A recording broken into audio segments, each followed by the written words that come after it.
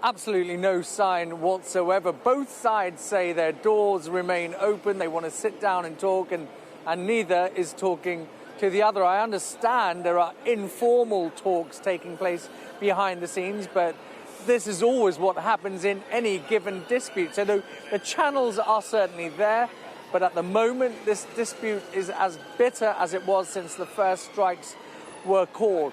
The impact this has on trusts and on patients cannot be understated. And that's why the government and the junior doctors are being urged by all sides, NHS trust leaders, politicians and patient groups, to come around the negotiating table and find a way out of this. But with the government saying there's no more money, the junior doctors saying they're not going to go back to work and call off these strikes unless there is parity or pay restoration for their roles, then they're not going to call off this industrial action. And then who suffers? Well, the patients suffer.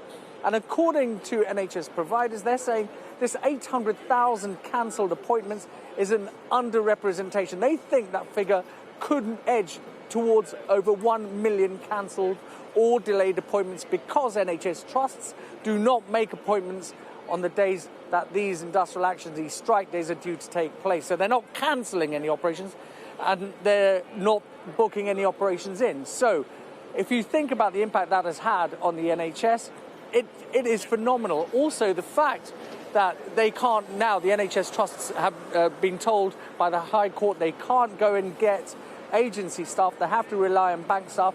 That puts even more pressure on them when they should be planning for the winter. They're still dealing with the pressures of the summer.